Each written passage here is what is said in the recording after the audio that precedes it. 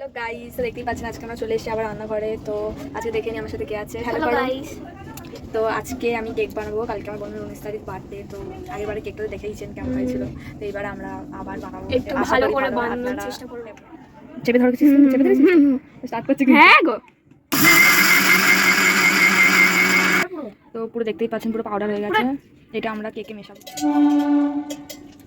এটাকে ভালো করে গুলে নিতে হবে অনেকক্ষণ ধরে। এটা যত গুলবে তত ভালো কেকের ব্যাটারটা তৈরি হবে। দেবো কারণ কেকটা মিষ্টি হতে হবে। এটা ভালো করে তারপরে আবার নাড়িয়ে নিতে হবে ব্যাটার। আমি তাই আর জানি এখানে কিছু হবে। এবার ভালো করে নেড়ে নিতে হবে ময়দাটাকে আর ডিম চিনির মিশ্রণটাকে। এটা একটু আঠাটা হয়ে যাবে। ভালো করে নাড়িয়ে নেওয়ার পর আস্তে আস্তে আমরা দুধ মিশিয়ে দেবো।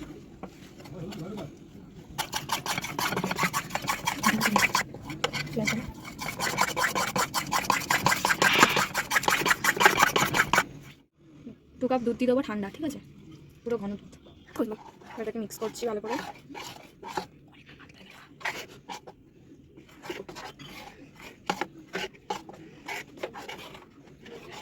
এটাকে ভালো করে মিক্স করে নেবো।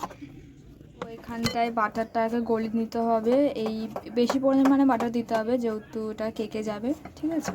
তো এবার আমি মেল্টেড বাটারটা দিয়ে দেবো। বেশি পরিমাণে দেবেন, নিজের পরিমাণ মতো দেবেন তত টেস্টি হবে।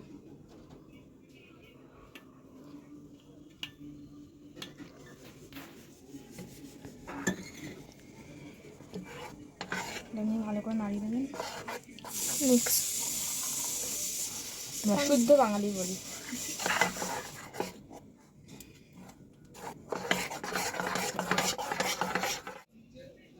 এটা ভালো গিলি। হ্যাঁ, বেকিং সোডাটা দিয়ে আমরা মিক্স করছি যাতে কেকটা ভালো করে ফুলে আর ফাটে। সেম বাটিতে আমরা চকলেট নিয়ে নিয়েছি। চকলেটটাকে ভালো করে মেল্ট করবো জাস্ট ওপর দিয়ে দেওয়ার জন্য, তাই বেশি চকলেট নিয়ে মিক্স আপ করার পর এখানে কুচি কুচি করে রাখা কাজু বাদাম দিয়ে দিলাম। আমাদের কেকের ব্যাটার পুরো তৈরি। চিনি, বেকিং সোডা এভরিথিং দেওয়ার পর আমরা এটাকে ভালো করে গুলিয়ে নিয়েছি।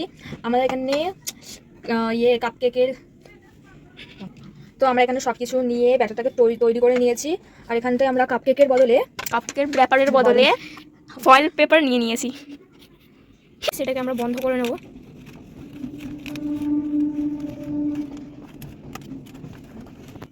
গাইস একটা তৈরি হয়ে গেছে এখানে। তো গাইস আমরা আরো দুটো রেডি করে নিই। তারপর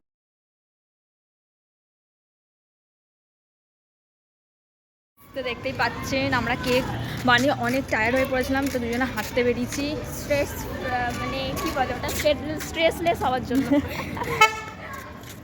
গাড়ি ধাক্কা দিয়ে চলে যাচ্ছিল।